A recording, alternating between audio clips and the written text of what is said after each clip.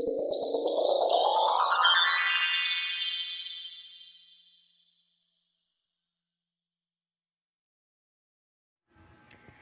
day, everyone.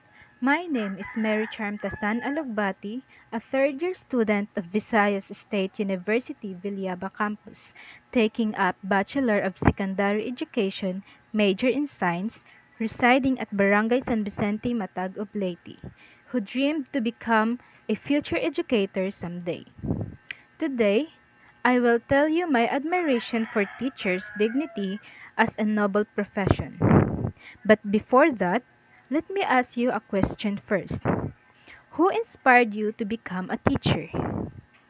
Ever since I was in elementary, I always admire how my teachers teach in front of us, how they deliver the information to us, and how they handle us, minding that we are not just 5 nor 10 students in the classroom and thus not related to them biologically.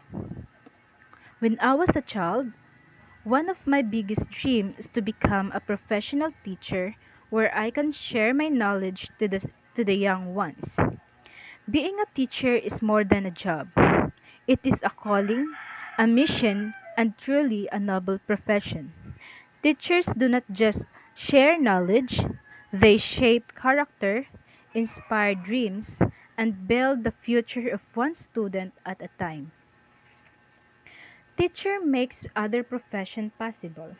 Without them, there will be no doctor, engineer, and lawyer and other profession. Teachers work tirelessly.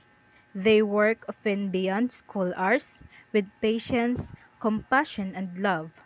They believe in us even when we doubt ourselves.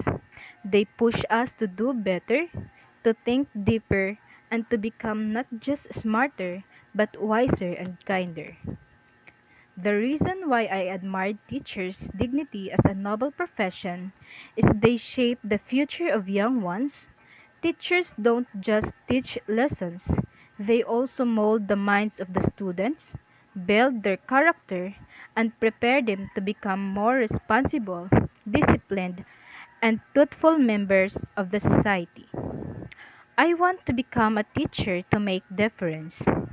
Teachers have the incredible power to shape the future by influencing young minds, and also because I believe in the power of education to transform lives.